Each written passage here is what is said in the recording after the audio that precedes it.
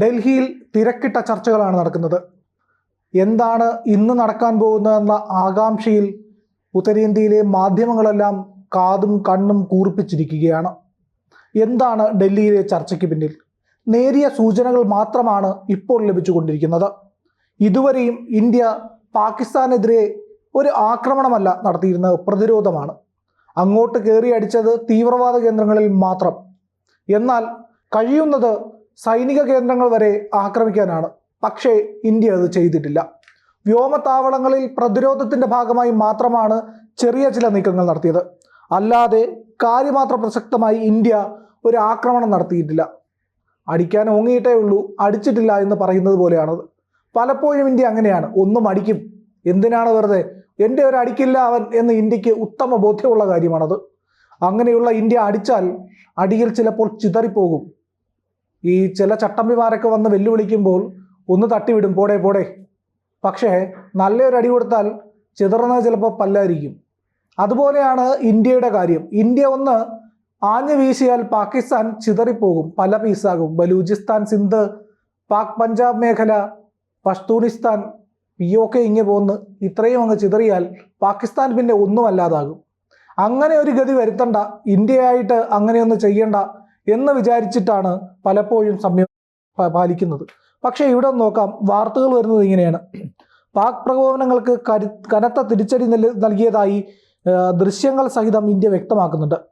എന്നാൽ ശനിയാഴ്ച രാവിലെ 11 മണിയോടെ നടത്തിയ വാർത്താ സമ്മേളനത്തിലാണ് കൂടുതൽ ദൃശ്യങ്ങൾ കാണിച്ചത്, മറുപടി നൽകിയതിൻ്റെ. വിമാന സർവീസുകളും പലതും നിർത്തിയിട്ടുമുണ്ട് ഇന്ത്യ. പക്ഷേ ഇപ്പോൾ ഏറ്റവും വലിയ കാര്യം പ്രത്യേകിച്ച് നടക്കുന്നതെന്ന് പറഞ്ഞു കഴിഞ്ഞാൽ പല ഭാഗത്തും വീണ മിസൈൽ അവശിഷ്ടങ്ങളാണ്. ദാൽ തടാകത്തിൽ മിസൈൽ അവശിഷ്ടങ്ങൾ വീണു. മിസൈൽ ഉഗ്രശബ്ദത്തിൽ ആകാശത്ത് പൊട്ടിത്തെറി കേട്ടു. അതിനുശേഷം ദാൽ തടാകത്തിലേക്ക് ഭാരമുള്ള വസ്തു എന്തോ ഒന്ന് വന്ന് പതിക്കുന്നതായും പ്രദേശവാസികൾ കണ്ടു. രാജസ്ഥാനിൻ്റെ പല മേഖലകളിലും മിസൈൽ അവശിഷ്ടങ്ങൾ കണ്ടു. ഈ സമയത്ത് പ്രധാനമന്ത്രി നരേന്ദ്രമോദിയുടെ ഔദ്യോഗിക വസതിയിലെത്തി കര, നാവിക, വ്യോമസേനാ മേധാവികൾ, പ്രതിരോധ മന്ത്രി രാജ്നാഥ് സിംഗ്, സംയുക്ത സേനാ മേധാവി അനിൽ ചൗഹാൻ എന്നിവരും ചർച്ച നടത്തുന്നുണ്ട്. അപ്പോൾ കൂടുതൽ ആക്രമണങ്ങൾക്ക് മുതിരാതിരുന്നാൽ സംഘർഷങ്ങൾ ലഘൂകരിക്കാനുള്ള സാധ്യതയും ഇന്ത്യ ഒരു പക്ഷേ കാണുന്നുണ്ടായിരിക്കും. ഇനി അതല്ല, പാകിസ്ഥാനെ ഒന്ന് അടിച്ചിരുത്തണം എന്നുള്ള ഒരു തീരുമാനമാണ് ഈ ചർച്ചയിൽ മുന്നോട്ട് വരുന്നതെങ്കിൽ അത് വലിയൊരു തീരുമാനമായിരിക്കും. നമുക്കൊന്ന് പരിശോധിക്കാം എങ്ങനെയാണ് ഇന്ത്യ ഇതുവരെ നീങ്ങിയതെന്ന്. പഹൽഗാമിൽ നിരപരാധിയായ മനുഷ്യരെ വെടിവെച്ച് കൊല്ലുന്നു പാക് തീവ്രവാദികൾ, അതായത് ദ റെസിസ്റ്റൻസ് ഫ്രണ്ട്, അവരാണ് ആക്രമണം നടത്തുന്നത്. അതിനുശേഷം ഇന്ത്യ കൃത്യമായിട്ട് കാത്തിരിക്കുന്നു. പാകിസ്ഥാൻ കൃത്യമായി പ്രകോപനങ്ങൾ തുടരുന്നു. അതിർത്തിയിൽ വെടിവയ്പുണ്ടാകുന്നു. എല്ലാ അതിർത്തി പോസ്റ്റുകളിലും വെടിവയ്പുണ്ടാകുന്നു. ഇന്ത്യയുടെ ഒരു BSF ജവാനെ അവർ പിടിച്ചു വയ്ക്കുന്നു. ഇത്രയും കാര്യങ്ങളുണ്ടായി. ഇത്രയും കാര്യങ്ങളുണ്ടായ സ്ഥിതിക്ക് നമുക്ക് പിന്നെ എന്താണ് സംഭവിച്ചതെന്നറിയാം. നമ്മൾ പാകിസ്ഥാൻ്റെ ടെററിസ്റ്റ് ലോഞ്ച് പാഡുകൾ ആക്രമിക്കുന്നു. കൃത്യമായ മറുപടി. മസൂദ് അസറിൻ്റെ അടക്കം തീവ്രവാദികളുടെ ബന്ധുക്കളും കുടുംബാംഗങ്ങളും മരിക്കുന്നു. പല തീവ്രവാദി പോസ്റ്റുകളിലും ഉണ്ടായിരുന്ന, ലോഞ്ച് പാഡുകളിലും ഉണ്ടായിരുന്ന തീവ്രവാദികൾ കൊല്ലപ്പെടുന്നു. 100-ലധികം പേർ കൊല്ലപ്പെട്ടു എന്നാണ് കണക്കുകൾ. ഇതും കഴിയുന്നു. ഇത് കഴിയുന്നതോടുകൂടി പാകിസ്ഥാൻ വ്യോമാക്രമണം ആരംഭിക്കുന്നു. ആദ്യം മിസൈലുകൾ വിടുന്നു. ബാലിസ്റ്റിക് മിസൈലുകൾ അടക്കം പാകിസ്ഥാൻ അയച്ചു.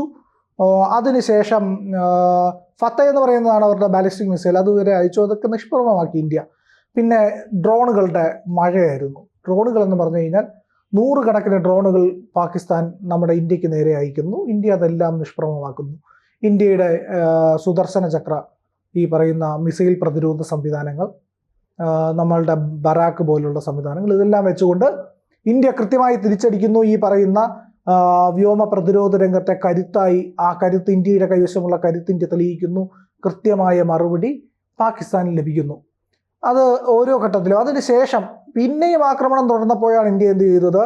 വ്യോമ കേന്ദ്രങ്ങളിലടക്കം സൈനിക കേന്ദ്രങ്ങളിലേക്ക് ആക്രമണം തുടങ്ങി.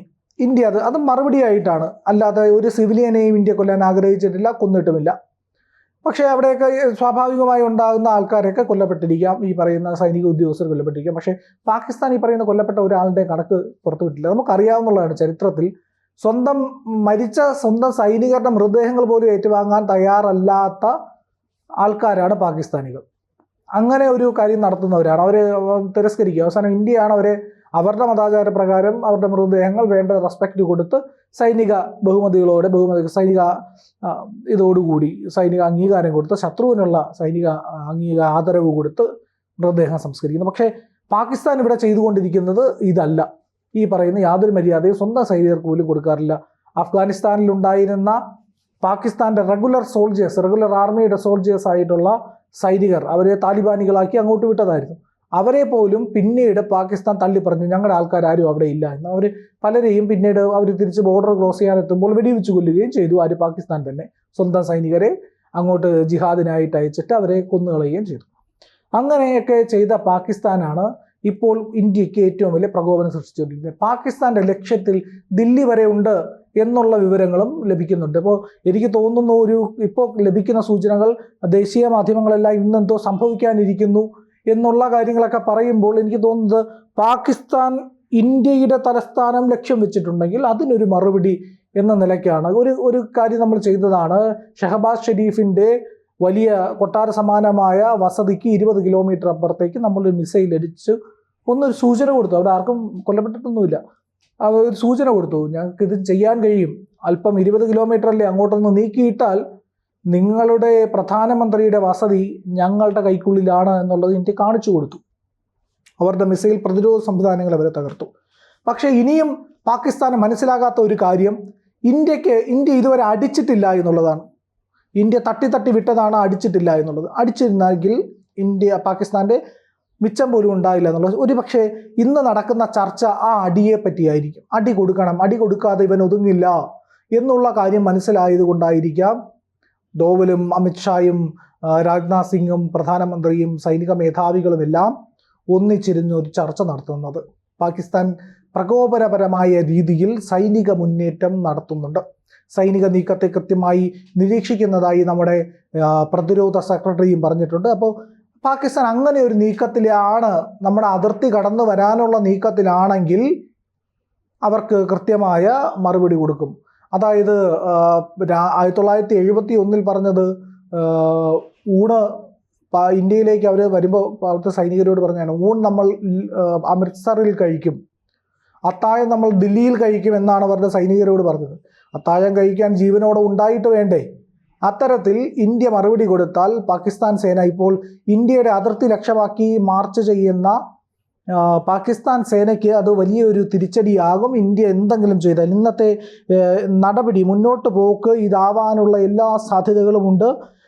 കൃത്യമായ നടപടിയിലേക്ക് ഇന്ത്യ പോകുന്നു. ഇന്ത്യയുടെ തിരിച്ചടിയിൽ മസൂദ് അസറിൻ്റെ ബന്ധുക്കളടക്കം 5 ഭീകരർ, കൊടും ഭീകരരടക്കം കൊല്ലപ്പെട്ടതായിട്ടും അവരുടെ സംസ്കാരത്തിന് പാക് സൈനികരായി വന്നിട്ടുള്ളതുമായിട്ടുള്ള പുതിയ വാർത്ത കൂടി ഇപ്പോൾ എത്തുന്നുണ്ട്. പാകിസ്ഥാൻ മുന്നോട്ട് നീങ്ങുന്നതിനെയൊക്കെ ഇന്ത്യ നിരീക്ഷിക്കുന്നുണ്ട്. കൃത്യമായി പ്രഹരം കൊടുക്കാനുള്ള എല്ലാ തയ്യാറെടുപ്പുകളും ഇന്ത്യ ചെയ്തിട്ടുണ്ട്. അപ്പോൾ ഈ ഒരു അവസാന ഘട്ടത്തിലേക്ക് എത്തുകയാണ്. ഇപ്പോൾ ഒരു വലിയ നീക്കം പാകിസ്ഥാൻ നടക്കുന്നത്. പാകിസ്ഥാൻ ആണവ സമിതി യോഗമൊക്കെ വിളിച്ചതായിട്ടുള്ള വിവരങ്ങൾ കൂടെ ലഭിക്കുന്നുണ്ട്. അങ്ങനെയാണെങ്കിൽ ഇന്ത്യക്ക് എന്തെങ്കിലും വിവരം ലഭിച്ചിരിക്കും. ഏതെങ്കിലും തരത്തിലുള്ള കനത്ത ആക്രമണത്തിന് പാകിസ്ഥാൻ മുതിരുന്നുണ്ടെങ്കിൽ അതായിരിക്കാം ഒരു പക്ഷേ ഇന്ത്യ കണക്ക് കൂട്ടുന്നത്, അതിനെ മുന്നിൽ കണ്ടിട്ടുണ്ടായിരിക്കാം. അങ്ങനെ എന്തെങ്കിലും ബുദ്ധിമോശം പാകിസ്ഥാൻ കാണിച്ചാൽ, ആണവ യുദ്ധം എന്ന് പറയുന്ന ബുദ്ധിമോശം കാണിച്ചാൽ ഇന്ത്യ അതിനെ കൃത്യമായി പ്രതിരോധിക്കും. ആ രീതിയിലേക്ക് പോകും. എന്തായാലും ഇന്നെന്തോ വലിയ കാര്യം, ഇന്ന് ഇരുട്ടി വെളുക്കുമ്പോൾ വലിയ കാര്യം ഒന്ന് സംഭവിക്കുമെന്നുള്ളതിൽ യാതൊരു സംശയവുമില്ല. അതിനായുള്ള ചുവടുവയ്പ്പുകൾ ഇന്ത്യൻ സേനകളും ഇന്ത്യൻ രാഷ്ട്രീയ നേതൃത്വവും എടുത്തിട്ടുണ്ട്. അതിൻ്റെ മീറ്റിങ്ങുകളാണ് ദില്ലിയിൽ നടക്കുന്നത്. എന്താണ് അതിൻ്റെ വിശദാംശങ്ങൾ എന്നുള്ളത് നമുക്കതിന് ശേഷം മാത്രമേ മനസ്സിലാവുള്ളൂ. എന്തായാലും നമുക്കുറപ്പുള്ള കാര്യം, നമ്മൾ സുരക്ഷിതരായിരിക്കും, ഭാരതം സുരക്ഷിതമായിരിക്കും, നരേന്ദ്രൻ്റെ കൈകളിൽ ആ ഭാരതം സുരക്ഷിതമായിരിക്കും എന്നുള്ള ഉറപ്പ് മാത്രമാണ് നമുക്കിപ്പോൾ ഉള്ളത്. കൃത്യമായ തിരിച്ചടി പാകിസ്ഥാൻ കൊടുക്കും. എന്താണ് ഇനി സംഭവിക്കാനിരിക്കുന്ന വലിയ കാര്യം എന്നുള്ളത് നമുക്ക് കാത്തിരുന്നു കാണാം. കൂടുതൽ വാർത്തകളും വിശേഷങ്ങളും നിങ്ങളിലേക്ക് എത്താൻ ABC മലയാളം സബ്സ്ക്രൈബ് ചെയ്യുക, ബെൽ ബട്ടണും അമർത്തുക.